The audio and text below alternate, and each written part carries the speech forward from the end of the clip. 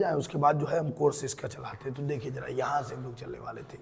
आज हम लोग बात कर रहे थे, हमारा जो 11 नंबर क्वेश्चन है वो है डीएनए व उसके वाटसन एवं क्रिक मॉडल का वर्णन। हालांकि हमने क्वेश्चन मिक्सअप कर दिया, ऐसा नहीं आता है। क्या है मेरे पास क्वेश्चन कि डीएनए व उसके वाटसन एवं क्रिक मॉडल का वर्णन करना है। ठीक है, तो देखिए क्या होता है डीएनए, क्या इसका वाटसन एवं क्रिक मॉडल होता है। तो हमें पता है कि डीएनए क्या होता है। डीएनए दो पॉलीन्यूक्लियोटाइड श्रृंखलाओं से मिलकर बनी हुई एक द्विकुंडली संरचना होती है, जिसमें एडेनिन, ग्वानिन, थाइमिन और साइटोसिन नाइट्रोजन बेस पाए जाते हैं और यह एक आनुवंशिक पदार्थ होता है। ठीक है, तो ये हमारे डीएनए के मेन पॉइंट हो गए। क्या होता है, देखो डीएनए थोड़ा ध्यान देना कि इसका पूरा नाम होता है डीऑक्सीराइबो न्यूक्लिक अम्ल। क्या इसका नाम होता है? डीऑक्सीराइबोस न्यूक्लिक अम्ल। डीऑक्सीराइबोस न्यूक्लिक अम्ल हो गया। और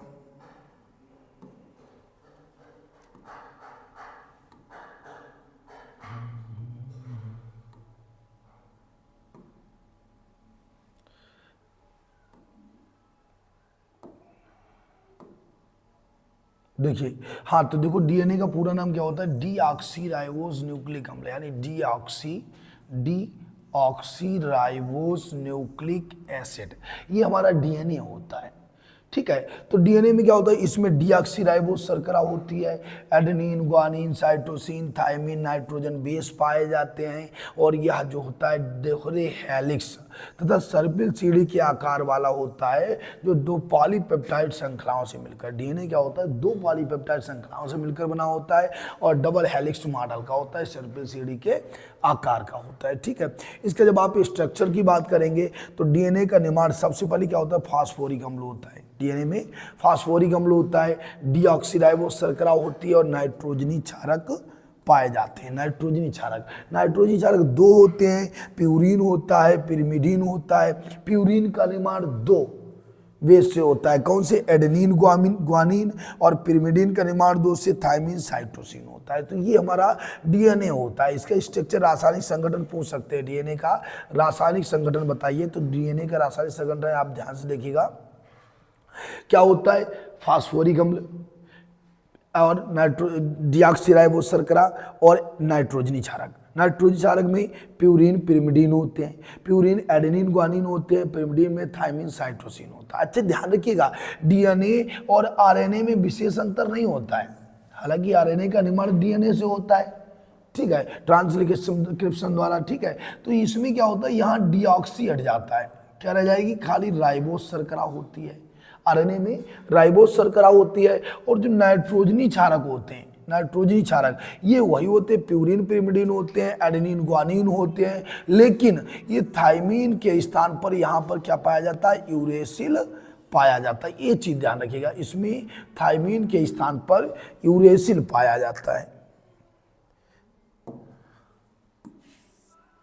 तो थाइमिन के स्थान पर इसमें क्या होता है? यूरेसिल होता है। ठीक है, अब आगे हम लोग बढ़ते हैं। डीएनए का वाटसन एवं क्रिक मॉडल आपको दिखाते हैं। तो डीएनए का वाटसन एवं क्रिक मॉडल जो था, दो वैज्ञानिक वाटसन और क्रिक के द्वारा दिया गया था। डीएनए का वाटसन एवं क्रिक मॉडल जो था वो वाटसन एवं क्रिक के द्वारा दिया गया था 1953 ईस्वी में। ठीक है, इसके लिए जब इन्होंने 1953 में मॉडल दिया तो 9 वर्ष बाद जब इसको बढ़िया फेमस हुआ, सबने देखा, इसमें कोई कमियां भी नहीं पाई गई, तो 9 वर्ष बाद अर्थात 1962 ईस्वी में इन्हें नोबेल प्राइज मिला। इसके लिए इन लोगों को नोबेल प्राइज दिया गया। इनके अनुसार इन्होंने क्या बताया? बात वही है जो मैंने डीएनए का स्ट्रक्चर, अभी इसको बनाएंगे, अभी नीचे स्ट्रक्चर भी होगा, अभी मैं दिखाऊंगा आपको। ठीक है, तो इसमें क्या होता है कि पहली बात, ये दो पॉलीपेप्टाइड श्रृंखलाओं से बना होता है। हमने बताया डीएनए का निर्माण दो पॉलीपेप्टाइड श्रृंखलाओं से होता है। ठीक है, और दूसरी बात, एक कुंडली तो होता है सर्पिल सीढ़ी, सांप सीढ़ी के खेल। कैसा होता है? इस टाइप का होता है, इस टाइप से होता है। डीएनए सर्पिल सीढ़ी के आकार का हुआ करता है। तो डीएनए जो होता है इस टाइप से सीढ़ी, सांप सीढ़ी के समान ही दिखाई देता है, इसीलिए इसको सर्पिल सीढ़ी। देखो सांप जैसी आकृति हो गई और सीढ़ी जैसे स्टिक लग गया इसमें डंडे। ठीक है, सर्पिल सीढ़ी नुमा संरचना होती है और ये संरचना, ये डंडे जो होती है यही नाइट्रोजन बेस होते हैं। ठीक है, फिर क्या है, इन्होंने इसमें एडेनिन जो होता है वो थाइमिन से जुड़ा रहता है। एडेनिन थायमिन से डबल बॉन्ड से जुड़ता है, और ग्वानिन जो होता है वो साइटोसिन से ट्रिपल बॉन्ड में जुड़ता है। एडेनिन थायमिन से जुड़ता है, ग्वानिन साइटोसिन से जुड़ता है। दूसरी बात क्या होती है कि प्रत्येक हेलिक्स के एक चक्कर में 34 एंगस्ट्रॉम दूरी होती है, और 10 एक चक्कर में 10 नाइट्रोजन बेस होते हैं। तो 10 का जब आप डिवाइड देंगे 34 डिवाइड 10 तो कितना हुआ 3.4 एंगस्ट्रॉम।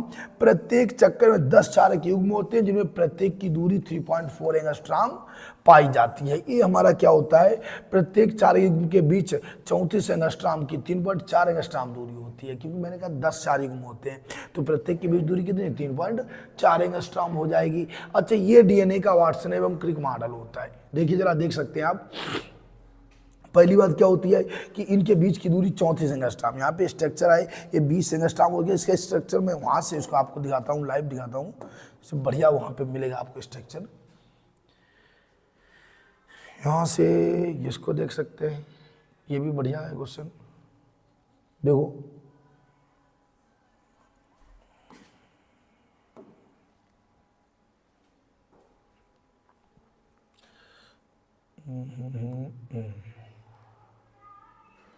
देखिए जरा, आपको डीएनए स्ट्रक्चर मैं दिखाता हूं।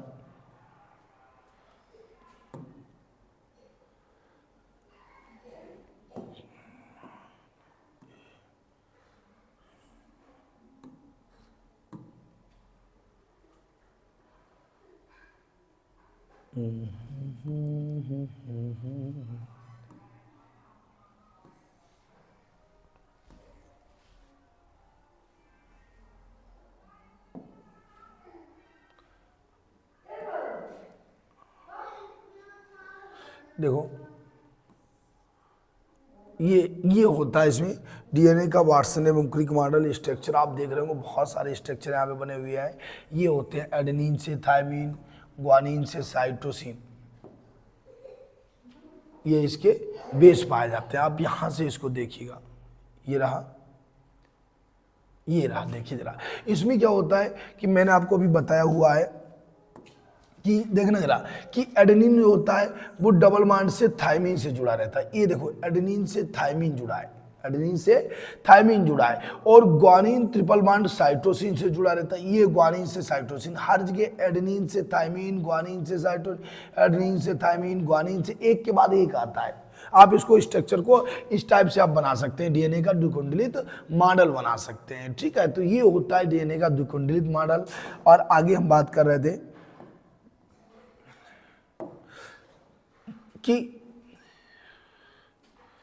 हाँ, तो देखिए इसमें प्रत्येक चारिकों के बीच की दूरी 3.4 एंगस्ट्रॉम होती है। टोटल एक हेलिक्स की दूरी 34 एंगस्ट्रॉम होती है, और इसका व्यास, प्रत्येक हेलिक्स का व्यास कितना होता है 20 एंगस्ट्रॉम होता है। ठीक है, तो इसके बारे में इतनी जानकारी काफी है। इतना आप लिख दीजिएगा, चित्र बना दीजिएगा, बस आपका क्वेश्चन कंप्लीट हो जाएगा। जब भी आप इसका चित्र बनाइएगा तो चित्र आप इस टाइप से बनाइएगा। सबसे पहले आप एक द्विकुंडलित संरचना बनाइएगा,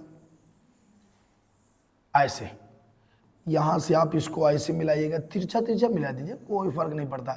इसकी कोई स्पेशल संरचना नहीं होती है, इस टाइप से चलता है ऐसे करके, और ये इस टाइप से चलेगा।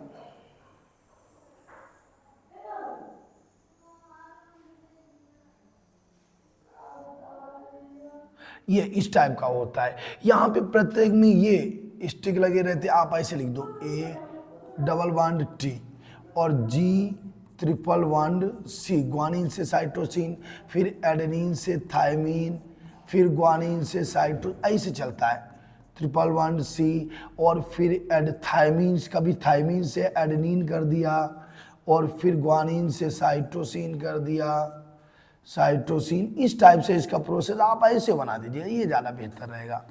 ठीक है, इस टाइप से आप बनाइएगा, ये ज़्यादा इजी भी आपके लिए पड़ेगा। और यहाँ पे क्या होता है कि इसका एक हेलिक्स यहाँ से यहाँ तक, ये एक हेलिक्स 334 एंगस्ट्रॉम का होता है। अब प्रत्येक ये 10 नाइट्रोजन युग्म पाए जाते हैं, तो एक की दूरी 3.4 एंगस्ट्रॉम हो गई, और इसके बीच की दूरी कितनी होती है 20 एंगस्ट्रॉम होती है, 20 एंगस्ट्रॉम होती है। ये डीएनए की द्विकुंडलित संरचना होती है। हालांकि अगर आप ये चित्र नहीं बना पाते तो ये ज़्यादा आपके लिए प्रभावी भी रहेगा, अच्छा भी रहेगा। ठीक है, ये चित्र आप बना सकते हैं। कैसे लिखेंगे आप, डीएनए जो होता है इसका पूरा नाम डीऑक्सीराइबोस न्यूक्लिक अम्ल होता है। इसमें क्या होता है, फास्फोरिक अम्ल होता है, डीऑक्सीराइबोस शर्करा होती है, और नाइट्रोजन क्षारक जैसे एडेनिन, ग्वानिन, थायमिन और साइटोसिन आदि पाए जाते हैं। ठीक है, या आनुवंशिक पदार्थ होता है। इसका रासायनिक संगठन जब आप लिखेंगे तो कैसे लिखेंगे, सबसे पहले डीएनए रासायनिक संगठन, फिर ये 3 खंड होते हैं। एक होता है फास्फोरिक अम्ल, फास्फोरिक अम्ल, दूसरा होता है डीऑक्सीराइबोस शर्करा, डीऑक्सीराइबोस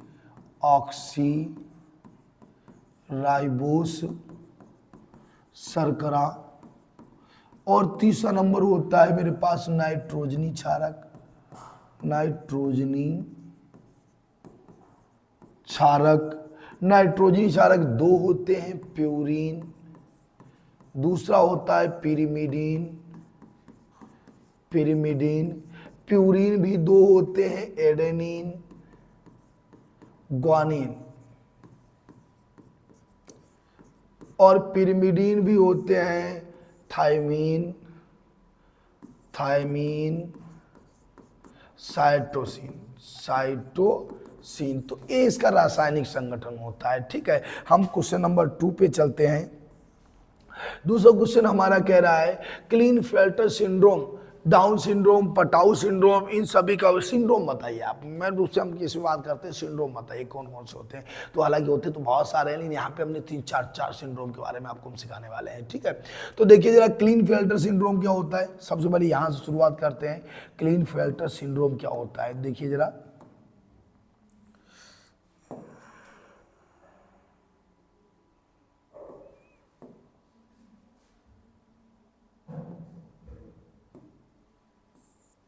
देखिए क्लीनफेल्टर सिंड्रोम क्या होता है, इसकी पहले हम बात करते हैं।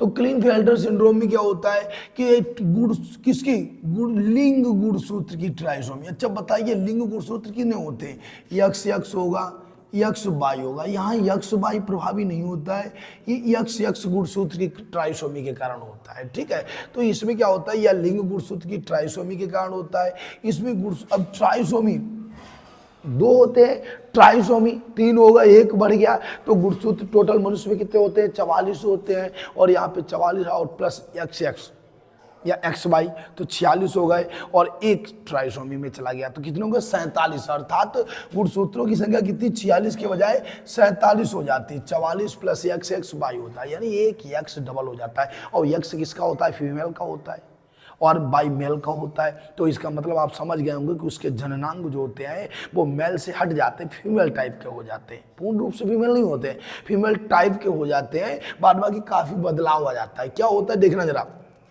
पुरुष और स्त्री दोनों के लक्षण पाए जाते हैं। ये व्यक्ति जो होता है मेल और फीमेल, इसमें दोनों के लक्षण, आप इसको पूर्ण रूप से मेल नहीं कह सकते, पूर्ण रूप से फीमेल, जैसे किन्नर की बात करते हैं आप। ठीक है, तो फिर क्या होता है, दूसरी बात, इसमें बाई गुणसूत्र के कारण इनका शरीर लंबा पुरुषों जैसा हो जाता है। भाई गुणसूत्र भी उपलब्ध है, तो इसका शरीर जो होता है लंबा होगा, पुरुषों जैसा, नहीं दिखने में आदमी लगेंगे। परंतु होता क्या है, यक्स गुणसूत्र डबल होता है, और डबल एक्स किस में होता है, स्त्री में होता है। तो यक्स गुणसूत्र के कारण इनमें वृषण, जो मनुष्य में जननांग जो होते हैं वृषण नहीं मिलेंगे, अन्य जननांग अविकसित होते हैं, शॉर्ट में रह जाते हैं, अविकसित जननांग रह जाते हैं, पूर्ण विकसित नहीं होते हैं। तो आप ध्यान रखिए, क्लीन फिल्टर में क्या करेंगे आप, बिल्कुल फिल्टर क्लीन हो गया। अर्थात कहने का मतलब ये होता है कि ये लिंग गुणसूत्र की ट्राइसोमी के कारण होता है। ट्राइसोमी तो गुणसूत्र की संख्या 47 होगी, अर्थात यक्स डबल बाई होता है, यानी 44 प्लस डबल एक्स बाई हो जाएगा। ठीक है, दूसरी बात, बाई गुणसूत्र के कारण इनका शरीर मनुष्य के, आदमी के समान लंबा होगा, आवाज़ मोटी होगी। लेकिन समस्या क्या होती है, पुरुषों जैसे सामान्य इनका शरीर लंबा हो जाता है, सामान्य पुरुषों जैसा होता है, लेकिन यक्स गुणसूत्र के कारण इनमें वृषण और जननांग अविकसित रह जाते हैं। वृषण नहीं रह जाए, टेस्टिस नहीं रहेंगे, तो फिर स्पर्म कहाँ से बनेगा। ठीक है, अन्य जननांग नहीं रह जाते हैं, अविकसित रह जाते हैं। इनमें शुक्राणु का निर्माण नहीं, जब वृषण ही विकसित नहीं है तो शुक्राणु कहाँ से बनेगा भाई, टेस्टिस जब नहीं है तो स्पर्म कहाँ से बनेगा। तो और दूसरी बात, इसीलिए बंद होते हैं। स्त्रियों के समान इनके चेहरे और शरीर पर बाल तथा स्तन विकसित हो जाते हैं। इनमें स्त्रियों के समान इनमें स्तन विकसित हो जाते हैं। और क्या होता है कि चेहरे और शरीर पर बाल कम हो जाते हैं। जैसे हम लोग बात करें, हमारी दाढ़ी है मेल और फीमेल में क्या होगा, ये दाढ़ी नहीं होती है, बाल नहीं होते हैं। तो इनके भी शरीर पर और चेहरे पर जैसे छाती में बाल होते हैं, ये बाल होते हैं, तो ये सब हेयर जो होते हैं कम हो जाते हैं, गायब हो जाते हैं, कुल मिला के नहीं होते हैं। ठीक है, तो ये ध्यान रखिएगा इसमें, क्योंकि इसके कारण डबल एक्स की ट्राइसोमी यानी डबल एक्स के कारण जैसे घटना होती है, जो अन्य खाली जनांग विकसित हो जाएंगे, केवल शरीर इनका लंबा पुरुषों के समान हो जाता है। कुछ क्लीनफेल्टर किस टाइप के होते हैं, अन्य तरीके से भी होते हैं, जैसे बाई डबल हो गया या दोनों डबल हो गए, यक्स वाई तो होता ही, और उसमें यक्स ट्रिपल ट्राइसोमी हो गया, यक्स 4 बार हो गया, बाई यक्स 5 बार हो गया, यानी बाई डबल यक्स सिंगल या यक्स डबल बाई डबल। ठीक है, या क्या हुआ, x 3 bar by single, x 4 bar x 5 बार आदि भी होते हैं। यक्स डबल बाई गुणसूत्र वाले पुरुष होते हैं, काफी गुस्सैल होते हैं, कामुक गुस्सभाव के होते हैं। इनमें क्या होता है, डबल वाई, भाई एक वाई तो झेलना मुश्किल है, एक वाई का मतलब मेल, और डबल वाई का मतलब यानी मेल जो होता है बहुत पावरफुल होता है, कामुक होता है, कामुक प्रवृत्ति रखता है, गुस्सैल होता है। तो ऐसे व्यक्ति क्लीनफेल्टर सिंड्रोम कहते हैं। शायद समझ में आपको आया होगा। ठीक है, तो क्लीनफेल्टर सिंड्रोम क्या होता है, ये लिंग गुणसूत्र के ट्राइसोमी कांड होता है, इसमें गुणसूत्र की संख्या 47 होती है। यक्स बाई गुणसूत्र के कारण पुरुष का चेहरा जो होता है, शरीर जो होता है पुरुष के समान लंबा होता है, बिल्कुल पुरुष के समान होता है, लेकिन यक्स गुणसूत्र के कारण इसमें क्या होता है कि इसमें इनका शरीर जो होता है, इनके शरीर पर कम बाल होते हैं, और जनांग और वृषण अविकसित रह जाते हैं, और क्या होता है स्तन विकसित हो जाते हैं, बाल कम होते हैं। तो ये सब जो होता है इनमें महिलाओं के लक्षण पाए जाते हैं। ठीक है, आगे हम लोग बात करते हैं टर्नर सिंड्रोम। ये क्लीनफेल्टर था। टर्नर सिंड्रोम में क्या होता है, ये जस्ट अपोजिट चलता है, ये पुरुषों में था, अब ये स्त्रियों में आएगा। टर्नर सिंड्रोम जो होता है ये स्त्री में होने वाला विकार होता है, स्त्रियों में होने वाला विकार होता है, और इसकी खोज हेनरी टर्नर ने की थी, इसीलिए इसका नाम टर्नर सिंड्रोम रखा गया। उसमें गुणसूत्र बढ़ गया, फिल्टर साफ करने के लिए गुणसूत्र बढ़ा, और टर्नर फिर वापस किया टर्न बैक। ठीक है, तो ऐसे turn back, Turner for turn back. Filter साफ करना है, जब साफ करना है तो एक जो है लेवर लगाना पड़ेगा, यानी एक और बढ़ाना पड़ेगा, और यहाँ पे टर्नर में टर्न बैक बाटो पीछे 46 थे, कम हो गया, रह गए 45। ठीक है, तो इसमें गुणसूत्रों की संख्या 45 की मेथड से आप समझिएगा। ठीक है, 45 होती है, और इसमें केवल एक एक्स होता है। हालांकि आपको पता है कि 44 प्लस डबल एक्स स्त्रियों में होता है, और 44 प्लस एक्स वाई पुरुषों में होता है, लेकिन यहाँ पे क्या होता है, ये एक एक्स स्त्री वाला गायब। स्त्री तो है, आधे अंग होंगे मगर आधे अविकसित। ठीक है, तो क्या होता है देखना जरा, पुरुष में 44 प्लस बाई होने पर उसकी मृत्यु हो जाती है। अगर बाई चांस पुरुष में 44 प्लस बाई है, यक्स नहीं है, तो क्या होगा कि उसकी मौत हो जाएगी, वो जिंदा नहीं बचता। इसीलिए ये लक्षण केवल स्त्रियों में पाया जाता है।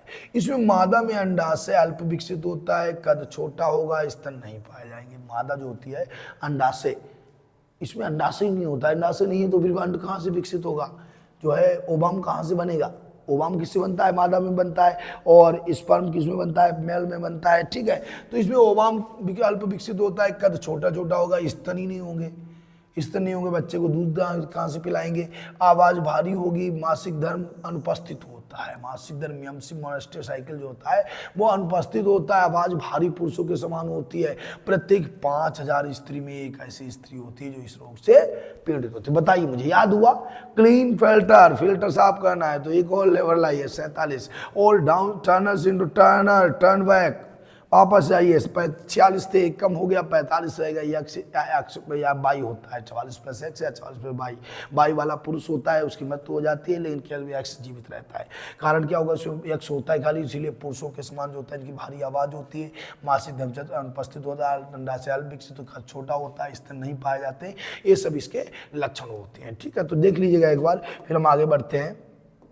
अब डाउन सिंड्रोम थोड़ा बता देते हैं। डाउन सिंड्रोम, डाउन हो गया, बंदा डाउन हो गया, ये क्या करता है कि कार्य तो वही हो रहा है, गुणसूत्र की संख्या 47 क्लीनफेल्टर की तरह एक और आदमी बढ़ रहा है, लेकिन वो बढ़ कौन रहा है, 21वां गुणसूत्र। यहाँ लिंग गुणसूत्र से मतलब नहीं होता है। अगर प्रश्न आ सकता है कि लिंग गुणसूत्र से संबंधित कौन सा सिंड्रोम होता है, तो ध्यान रखिएगा क्लीनफेल्टर और टर्नर, इसके अलावा लिंग गुणसूत्र से संबंधित सिंड्रोम नहीं होता है। डाउन सिंड्रोम, पटाउ सिंड्रोम, ये दोनों हमारे, डाउन सिंड्रोम जो होता है 21वें गुणसूत्र की ट्राइसोमी, पटाउ सिंड्रोम 13वें गुणसूत्र की ट्राइसोमी, मोनोसोमी के कारण होता है। ठीक है, तो देखिए ये क्या करता है, लैंग डाउन जो थे इन्होंने इसकी खोज की थी, और यहाँ 21वें गुणसूत्र, 21 में 22 जोड़ी दैहिक गुणसूत्र होते हैं। ऑटोसोम्स होते हैं, ठीक है। जब दैहिक जोड़ी दैहिक गुणसूत्र है तो 21वें गुणसूत्र की ट्राइसोमी के कारण ये होता है। गुणसूत्र की संख्या 47 होती है। चेहरा मंगोलों के समान होता है, बहुत भारी चेहरा निकल आएगा, ये अंदर धस जाएगा, ये माथा बाहर आ जाएगा, चेहरा बहुत थोड़ी जो है छपाट हो जाएगी, चेहरा मंगोलों के समान हो जाता है, ठीक है। कद छोटा, मस्तिष्क चौड़ा, मैंने बताया ना अभी ये चौड़ा हो जाता है हेड। कद छोटा होता है, मंद बुद्धि होते हैं, खुरदरी त्वचा होती है, जीभ मोटी होती है, इनके लक्षण है। कैसे लोगों के चेहरा मंगोलों के समान का छोटा होता है, मंद बुद्धि होते हैं, मस्तिष्क बहुत चौड़ा होता है, और त्वचा जीभ कैसी होती है, त्वचा खुरदरी, जीभ मोटी होती है। मंगोलियन जड़ता, मंगोल के समान है तो इसे मंगोलियन जड़ता भी कहा जाता है। और ऐसे व्यक्तियों की उम्र भी कम होती है। 50% लोग में से कम 5 वर्ष कम आयु में ही मर जाते हैं। ऐसे 50% लोग ऐसे होंगे अगर इस टाइप के पीड़ित हैं तो उनमें कम से कम कुछ 50% तो आधे व्यक्ति तो 5 वर्ष से कम आयु में ही मर जाती है। ये हमारा डाउन सिंड्रोम था। अगला पॉइंट है मेरा पटाऊ सिंड्रोम। मैंने बताया कि वो था गुणसूत्र 13वें गुणसूत्र की ट्राइसोमी। ट्राई कहीं भी हो रहा है तो फिर एक बढ़ेगा 47, और जब मोनोसोमी की बात हो रही तो एक कम होता है, अर्थात 46 रह जाता है। ये भी 13वें गुणसूत्र की ट्राइसोमी के कारण होता है। 21वें में डाउन और क्या नाम उसका पटाऊ किसमें हुआ, 13वें में ट्राइसोमी कारण होता है। ये इसकी खोज 1960 ईस्वी में की गई थी। पटाऊ नामक वैज्ञानिक ने की थी। नाम इसकी मम्मी ने नाम रखा है पटाऊ।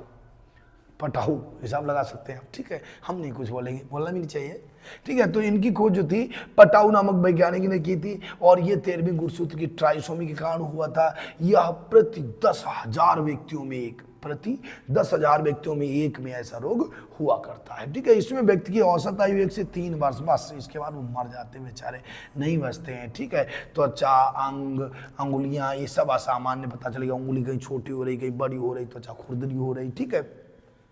व्यक्ति मानसिक रूप से कमजोर होते हैं। नाक कैसी चोंच जैसी इनकी नाक होती है। हृदय और वृक्क रोगों से ग्रसित होते हैं। हृदय और वृक्क रोगों से ग्रसित होते हैं। साथ देखिए अगर बाई चांस आपको पटाऊ सिंड्रोम का जो है वायरस मिल जाए, वो फिगर मिल जाए, मुश्किल है मिलना, ठीक है। हृदय जो होता है इनमें ये वृक्क हृदय है, वृक्क रोग है, किडनी वगैरह, इनके रोग बहुत सारे इनमें होते हैं।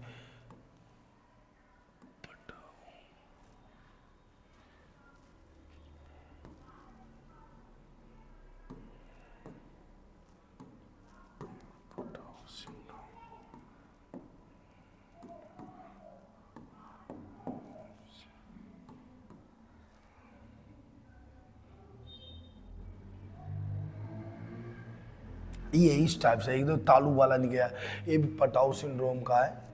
देखिए पटाऊ सिंड्रोम आपको दिखाते हैं, ये रहे पटाऊ सिंड्रोम। इस टाइप के व्यक्ति हो जाते हैं, आप देख सकते हैं पटाऊ सिंड्रोम। ये देखो इसका मुंह है, ये व्यक्ति जो है इसका मुंह है, इसका ये पैर है, आप देख रहे हो बहुत सारे आपको मैं दिखा रहा हूँ। देखो चेहरा कितना विकृत चेहरा है, आप देख सकते हैं। ये पटाऊ सिंड्रोम में होता है। कहीं ना कहीं बच्चे में कमी, लोग कहते हैं कुछ न कुछ कमी रह गई। ये देखो इसका चेहरा यहाँ तालू देखो कटा हुआ है, ठीक है। ये चेहरा मुंह है ही नहीं, नाक दो है ही नहीं, ये चोंच जैसी ऊपर निकल गई, ठीक है। ये पटाऊ सिंड्रोम होता है। ये देखिए जरा, बहुत सारे आपको मैं फिगर दिखा दूंगा, शायद बहुत वैसे लग रहे होंगे फिगर, कोई बात नहीं, देख लीजिएगा, देखने से वो चीज़ कंप्लीट हो जाता है, ठीक है। ये हमारा पटाऊ सिंड्रोम। ये उंगली भी विकृत होती है, हाथ पैर उंगलियां इसकी विकृत हुआ करती, सामान्य नहीं होती। ये देख रहे हैं, ये देखो एक उंगली दो तिरछी हो गई, तो ये होता है पटाऊ सिंड्रोम। ये केवल 1 से 3 वर्ष में ही बच्चे मर जाते हैं, ज़्यादा दिन तक जीवित नहीं रह जाते हैं, ठीक है, रहते हैं। टर्नर सिंड्रोम, क्लीनफेल्टर सिंड्रोम, ये भी आपको मैं दिखा देता हूँ, देखते हैं अगर मिल गया।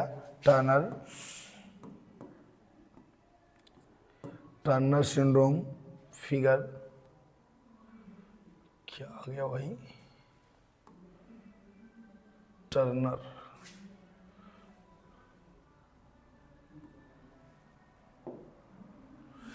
सिंड्रोम आपको दिखाते हैं। देखो टर्नर सिंड्रोम में क्या होता है, टर्नर सिंड्रोम स्त्री में होता है, महिलाओं में होता है। इसको भी मैं आपको दिखा देता हूं। ये होता है, ये महिलाएं स्तन अल्प विकसित होते हैं, जनांग अविकसित होते हैं, और प्लस क्या होता है कि इन लोगों में बिल्कुल इनकी आवाज़ कद पुरुषों के समान होता है, आवाज़ बहुत मोटी होती है। हमारे टर्नर सिंड्रोम के हो गए। टर्नर सिंड्रोम से पीड़ित व्यक्ति हैं, देखिए आप देख सकते हैं इनको, ठीक है, टर्नर सिंड्रोम, ठीक है, इस टाइप की ये महिला है। देखिए आपको मैं दिखा रहा हूँ, कोशिश कर रहा हूँ अगर जूम होकर दिख जाए, ये रही टर्नर सिंड्रोम। देखिए जरा, ये एक स्त्री है, स्तन अविकसित होंगे और कुल मिला के इसमें क्या होता है, ये टर्नर सिंड्रोम होता है। पटाउ डाउन उसका क्लीनफेल्टर सिंड्रोम की जब हम बात करें, अगर हम क्लीनफेल्टर सिंड्रोम की बात करें तो क्लीनफेल्टर पुरुषों में होता है। देखिए जरा, अभी मैं आपको और भी दिखा रहा हूं। क्लीनफेल्टर आप स्वतः मोबाइल से देख सकते हैं।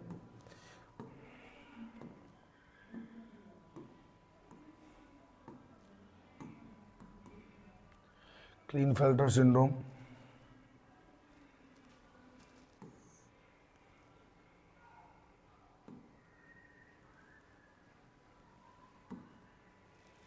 ये होता है क्लीनफेल्टर सिंड्रोम। फीचर आपको दिखा रहे हैं, आ जाइए।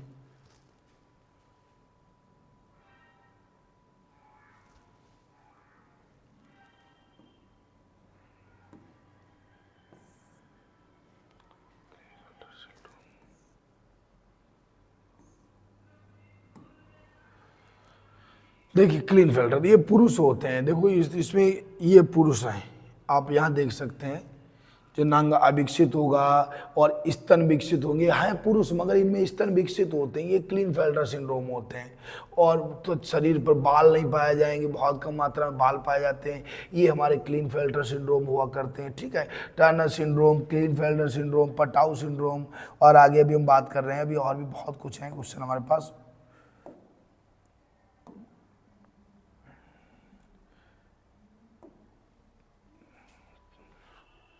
काम पे आते हैं, क्या नाम था, हाँ फिर हम बात कर रहे हैं पटाउ सिंड्रोम। 13वें गुणसूत्र की ट्राइसोमी के कारण क्लीन डाउन सिंड्रोम, 21वें गुणसूत्र की ट्राइसोमी के कारण क्लीनफेल्टर सिंड्रोम, लिंग गुणसूत्र की ट्राइसोमी के कारण, और टर्नर सिंड्रोम लिंग गुणसूत्र की मोनोसोमी के कारण एक कम हो जाता है गुणसूत्र। ठीक है, 45 हो जाता है। अच्छा देखो मेंडल, प्रश्न है हमारा, मेंडल कौन थे, उनके वंशागत नियमों का उल्लेख कराना है। मेंडल कौन थे, उनके वंशागत नियमों का उल्लेख कीजिए। तो देखो ये क्वेश्चन हम समझाते हैं आपको। ठीक है, तो मेंडल, ग्रीगर जॉन मेंडल जो थे, इनका जन्म 22 जुलाई 1822, ठीक है 22 जुलाई 1822 ईस्वी में जर्मनी के सिलीसिया नामक गांव में हुआ था। ये इंपॉर्टेंट पॉइंट है। मेंडल कौन थे, हालांकि ये प्रश्न में आ सकता है तो आपको बताना तो पड़ेगा ही। तो ये जो थे मेंडल, ये क्या थे, इनका जन्म 1822 ईस्वी में जर्मनी के सिलीसिया नामक गांव में हुआ था। इन्होंने मटर की कई किस्में उगाई तथा निम्न प्रयोग किए मटर के। इन्होंने प्रयोग अपने जो थे मटर पर किए, जिनमें 3 मुख्य नियम दिए इन्होंने। ठीक है, पहला था प्रभाविता का नियम। पहला नियम इनका क्या था, प्रभाविता का नियम। इन्होंने बताया यदि 2 समयुगों की जीवों के बीच अगर क्रॉस कराया जाता है तो जो लक्षण ज्यादा प्रभावी होगा, एक लक्षण प्रभावी होता है और एक लक्षण सुप्त अवस्था में चला जाता है। जैसे आप क्या करें कि लाल पौधे, जरा ध्यान दीजिएगा, कैपिटल आर, ये कौन से हैं, ये लाल पुष्प वाले हो गए, लाल पुष्प वाले पौधे हो गए। और फिर इन्होंने लिया स्मॉल आर, ये कौन है, ये सफेद पुष्प हो गया, सफेद पुष्प हो गया। इनके बीच जब इन्होंने क्रॉस कराया तो कैपिटल आर 2 बन गए, ये गैमेट हो गए, स्मॉल आर 2 बन गए। फिर इन्होंने इस पे करा दिया क्रॉस, इन्होंने इस पे क्या कराया, इन्होंने इस पे क्रॉस करा दिया। कैसे क्रॉस कराया, देखो आपको दिखाते हैं। जब इन्होंने इसको मिलाया कैपिटल आर स्मॉल आर, फिर उन्होंने इस पे मिलाया कैपिटल आर स्मॉल आर, फिर इन्होंने इस पे मिलाया कैपिटल आर स्मॉल आर, फिर इन्होंने उसी को, इस वाले को इन्होंने इस पे मिला दिया कैपिटल आर स्मॉल आर। तो इन्होंने बताया कि जब लाल पुष्प वाले, जब 2 समयुगी पौधों में संकरण कराया जाता तो यौवन पीढ़ी में केवल एक प्रभावी लक्षण प्रकट। आप बताइएगा, सबसे ज्यादा प्रभावी लाल है तो केवल लाल प्रकट होगा, इसी को गुलाबी कहा जाता है, गुलाबी पौधे, गुलाब कहा जाता है। ठीक है, गुलाबी पौधे। तो लाल पुष्प एक ही लक्षण प्रकट होता है और दूसरा अप्रभावी लक्षण प्रकट नहीं होता है, इसे ही प्रभाविता का नियम कहते हैं। कैसे लिखोगे, जब मेंडल के नियमों के अनुसार जब 2 प्रभावी लक्षणों के बीच या 2 अलग अलग लक्षणों वाले समयुगी पौधों के बीच संकरण कराया जाता है तो केवल एक ही लक्षण, प्रभावी लक्षण प्रकट होता है, दूसरा प्रकट नहीं होता, इसे प्रभाविता का नियम कहते हैं। जैसे लाल पुष्प वाले और सफेद पुष्प वाले पौधों के बीच क्रॉस कराने पर केवल लाल पुष्प वाले लक्षण ही प्रकट होते हैं, ये होता है प्रभाविता का नियम। जैसे इन्होंने यहाँ इस टाइप से संकरण कराया है, कैपिटल आर यहाँ ले लिया, देखिए जरा इन्होंने कैसे कराया है, चाहे आप इसको वैसे लिख दीजिए या आप इसको इस टाइप से जैसे इन्होंने लिखा ऐसे लिख देना। कैपिटल आर यहाँ हो गया, कैपिटल आर यहाँ हो गया, स्मॉल आर यहाँ, स्मॉल आर। आप इसका क्रॉस कराओ कैपिटल आर, फिर इसका इससे क्रॉस कराओ कैपिटल आर स्मॉल आर, फिर इसका इससे क्रॉस कराओ कैपिटल आर स्मॉल, फिर उसी का इससे क्रॉस कराओ कैपिटल आर स्मॉल आर। तो ये होता है प्रभाविता का नियम। इन्होंने बताया हुआ है कि केवल एक लक्षण प्रकट होता है। चाहे आप इस टाइप से बना देना कैपिटल आर स्मॉल आर कर देना, और या आप इस टाइप से बना देना इसको कि कैपिटल आर, ठीक है, स्मॉल आर, फिर इसको आप तोड़ देना, 2 कैपिटल आर हो गए, 2 स्मॉल आर हो गए, और फिर उनको मिला देना। ऐसे आप कर सकते हैं कैपिटल आर स्मॉल आर, और फिर आप इस टाइप से कैपिटल आर स्मॉल आर, फिर आप इस टाइप से कैपिटल आर स्मॉल आर और कैपिटल आर स्मॉल आर, ऐसे आप कर सकते हैं। ठीक है, ऐसे भी हो सकता है, दोनों तरीके बात एक ही है।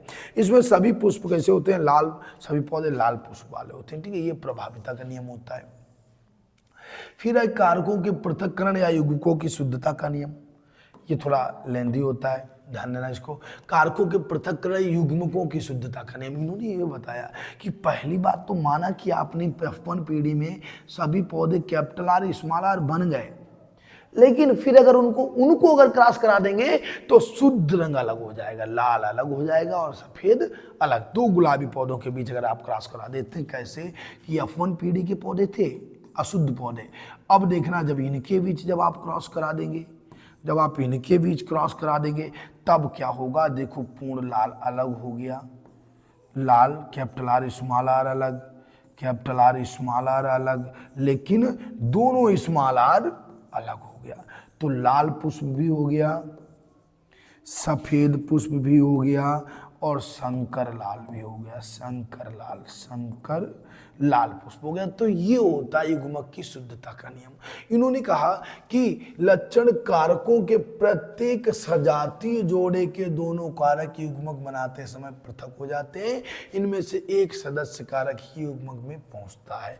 इन्होंने बताया, भले ही कैसे लिखोगे आप कि दो F1 पीढ़ी से प्राप्त संकर पौधों का जब आप क्रॉस कराते हैं तो उनके दोनों लक्षण विशेष अलग अलग हो जाते हैं, और प्रत्येक का केवल एक कारक जीन ही दूसरे पौधे में पहुंचता है। अर्थात इनका अनुपात 1:2:1 होता है। ठीक है, या 3:1 बोलेंगे इसको, 3:1 का है, क्योंकि ये भी लाल, ये भी लाल, ये भी लाल, ये सफेद होता है, 3:1 होता है। इन्होंने बताया, जब विरोधी शुद्ध आनुवंशिक लक्षणों वाले पौधों के बीच संकरण कराते हैं तो F1 पीढ़ी में केवल प्रभावी लक्षण प्रकट होंगे, सही बात है। लेकिन F2 पीढ़ी की संतानों में इनके विपरीत एक निश्चित अनुपात में लक्षण पृथक हो जाते हैं। इसी को पृथक्करण का नियम भी कहा जाता है। ठीक है, ये होता है पृथक्करण का नियम।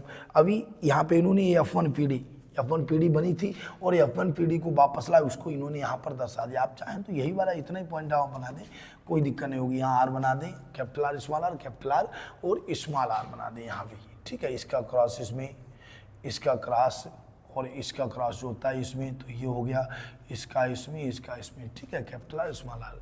ठीक है, ये कैपिटल आर और ये दोनों स्मॉल आर हो जाएंगे। ठीक है, थोड़ा मिस्टेक है इसमें, इसको इस टाइप से बनाएगा। देखो, capital R small R, capital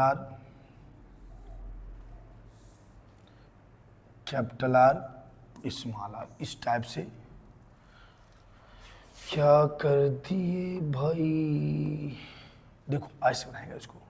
यहाँ पे गलत है, ये वाला 2 स्मॉल आर होगा, ये वाला स्मॉल आर यहाँ होगा, ये स्मॉल आर यहाँ होगा, ऐसे क्रॉस कराइएगा। ठीक है, कैसे क्रॉस होगा, इसको ऐसे ना बनाओ, तुम ऐसे बनाओ, सबसे बेस्ट है आप इस टाइप से बना दो।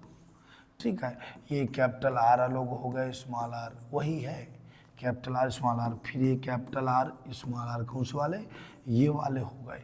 इनका क्रॉस करा दो, कैपिटल आर, इसका इसमें कैपिटल आर स्मॉल आर, इसका इसमें कैपिटल आर स्मॉल आर, इसका इसमें दोनों स्मॉल आर, वही क्वेश्चन है। ठीक है, चाहे आप वो बनाइएगा या ये बनाइएगा। कैसे लिखना कि युग्मक निर्माण के समय F1 पीढ़ी में जो संकर पौधे प्राप्त होते हैं, जब इनका परस्पर क्रॉस कराया जाता है तो शुद्ध पौधे को अलग ही पृथक हो जाते हैं, विशेष लक्षण के लिए पृथक हो, इसे ही पृथक्करण का नियम कहते हैं। तीसरा पॉइंट इनका आता है स्वतंत्र अभिवन। इसका अनुपात 1:3 होगा, क्योंकि 3 लाल होते हैं, 1 सफेद होता है। ठीक है, स्वतंत्र स्वतंत्र अव्यूहन का नियम क्या कहता है? इन्होंने बताया जब दो जोड़ी विपरीत, विपर्यासी का मतलब आप विपरीत भी कह सकते हैं, विपरीत लक्षणों वाले पौधों के बीच संकरण कराया जाता है तो इनमें पृथक्करण स्वतंत्र रूप से होता है। तो इनमें बिल्कुल अलग अलग पौधे स्वतंत्र रूप से पृथक हो जाते हैं। एक लक्षण की वंशागत दूसरे को प्रभावित नहीं करती है, प्रत्येक लक्षण अलग अलग होगा और कोई भी किसी को प्रभावित नहीं करेगा, इसे ही स्वतंत्र अव्यूहन का नियम कहते हैं। जैसे मेंडल ने दो विपर्यासी लक्षणों के बीच जब आकार और रंग का चयन किया तो मेंडल के अपने प्रयोग में गोल, पीले, हरे, झुर्रीदार बीजों का संकरण, ठीक है, इनको पौधों में जब क्रॉस कराया तो यौवन पीढ़ी में के पौधों में स्वपरागण कराया जाता है तो F2 पीढ़ी में 4 बीज उत्पन्न होते हैं। कुछ तो गोल पीले उत्पन्न हुए, कुछ झुर्रीदार पीले, फिर गोल हरे, कुछ झुर्रीदार हरे, इस टाइप के पौधे 4 प्रकार के पौधे उत्पन्न हुए, ठीक है। इनका अभी क्रॉस आपको मैं दिखा रहा हूं कैसा था। इनका अनुपात 9:1, 3:3:1 होता है। देखो इस टाइप से होता है। ये है F1 पीढ़ी के पौधे। कैसे कि इन्होंने क्या किया, इन्होंने गोल पीले पौधे लिए। पहले तो बिल्कुल गोल पीले थे, पीले गोल, ठीक है, पीले गोल पौधे थे। फिर इन्होंने देखा हरे झुर्रीदार पौधे लिए, क्रॉस कराया तो क्या हुआ, पीले हुए हरे हुए दोनों मिक्स करके हुए। अब इनका जो है इनको तोड़ दीजिएगा तो क्या होगा, capital R capital Y small Y capital R small Y, ठीक है। दोनों इस टाइप से नोट कर लेना। अब अगर एक भी आपको बाई कैपिटल मिल गया, एक भी बाई कैपिटल मिल गया तो पीला हो जाएगा, ठीक है। अब देखो इसको मैं करके दिखाता हूँ आपको, मैं सिखाता हूँ, कोशिश करिएगा। यहाँ से शायद समझना मुश्किल पड़ जाएगा आपको, यहाँ पे सिखाते हैं, ठीक है। मिल गया पेज मुझे, देखिए जरा कैसे इन्होंने किया। इन्होंने क्या किया कि पहले तो आप इस टाइप से बनाएगा, ये F1 पीढ़ी वाले कैपिटल आर कैपिटल वाई और स्मॉल आर स्मॉल वाई, इनका संकरण आप कराइएगा। तो डायरेक्ट इनका क्रॉस से आप लिख दीजिएगा यहाँ पे capital R capital Y small Y. अब इनका संकरण होगा तो कैसे संकरण होगा जरा देखिएगा एक बार, इनका संकरण कैसे कराया जाएगा। ये होंगे एक capital R capital Y, capital R small R capital Y small Y, ये इसका प्रोसेस चलता है। इस टाइप से देख लीजिएगा, अब ये इसका प्रोसेस चला करता है। यहाँ भी capital R capital Y small R capital Y small Y, ये प्रोसेस ये जाएगा। अब इनको मिलाते जाओ क्रम से, जो है इनको मिलाते रहिएगा, क्रम से मिला दो। देखिए 2 कैपिटल आर कैपिटल वाई, ये गोल पीले हो गए, ठीक है। फिर कैपिटल आर 2 है, एक कैपिटल वाई एक स्मॉल, तब भी गोल पीले होंगे।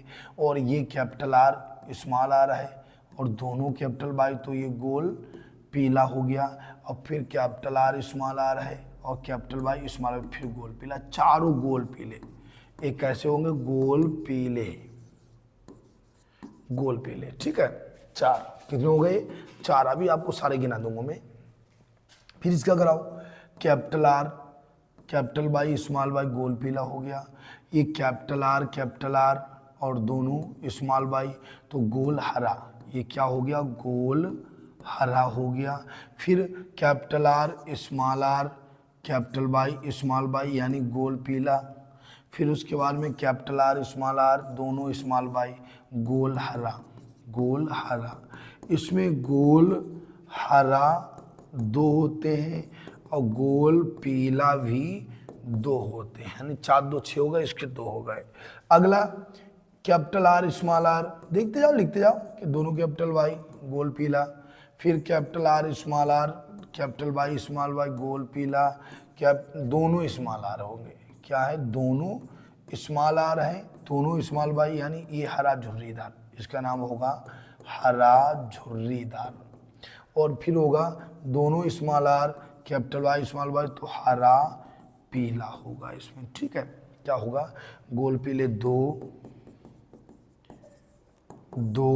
हरा झुर्रीदार 1 हरा पीला 1, ठीक है। नहीं, झुर्रीदार पीला एक, ठीक है। फिर होता है capital R small R, capital Y small Y गोल पीला, कैपिटल आर स्मॉल आर दोनों स्मॉल वाई गोल हरा, गोल हरा। फिर दोनों स्मॉल आर दोनों स्मॉल वाई कैपिटल वाई तो झुर्रीदार पीला। फिर क्या है, दोनों स्मॉल आर दोनों स्मॉल वाई झुर्रीदार हरा। देखिए झुर्रीदार पीला कितने बनेंगे, 3 बनेंगे, कहीं पर झुर्रीदार पीला और भी आपको दिखेगा, और झुर्रीदार हरा, झुर्रीदार पीला ये हो गया, ठीक है। तो ये झुर्रीदार पीले ही 3 हो जाएंगे, यानी इसका अनुपात रहेगा 1:9:3:3:1, इस टाइप से इसका अनुपात चलता है। अगर मिस्टेक को देख लेना, होगी नहीं फिलहाल में।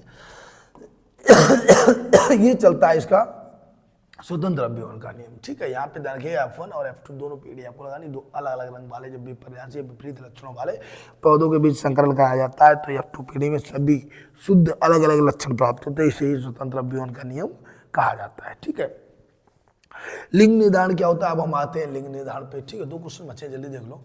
लिंग निर्धारण क्या है, मनुष्य मधुमक्खी में लिंग निर्धारण आपको समझाना है। लिंग निर्धारण किसे कहते हैं, मधुमक्खी में लिंग निर्धारण।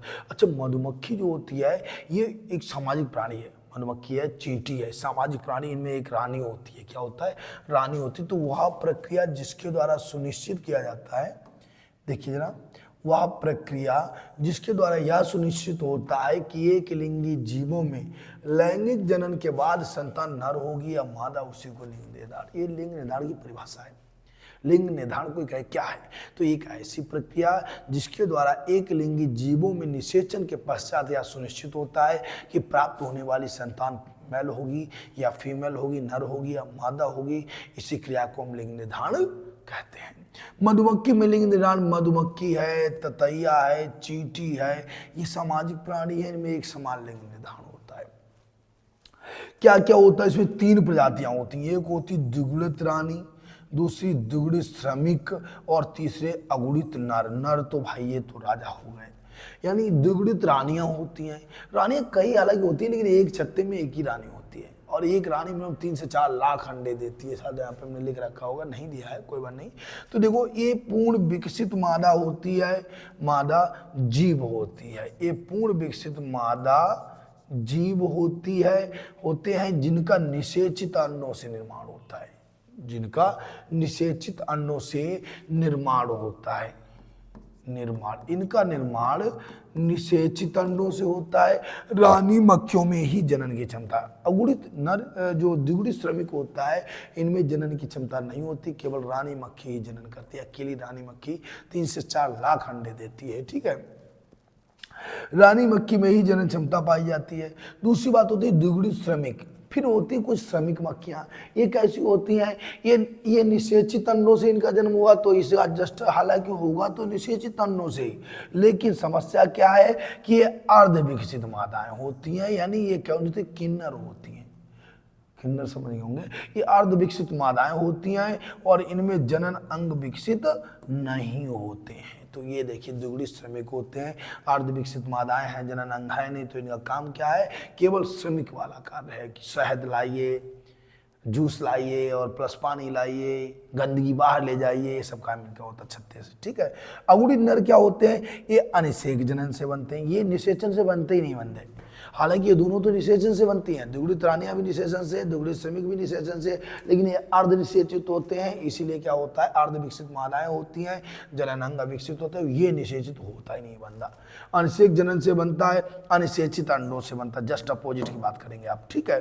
ड्रोन का निर्माण होता है, ये नर शुक्राणु उत्पन्न करते हैं और गुणसूत्रों की संख्या 16 होती है। एक नर शुक्राणु में क्या होता है, गुणसूत्रों की संख्या कितनी, 16 होती है, और मादा में कितनी, 32।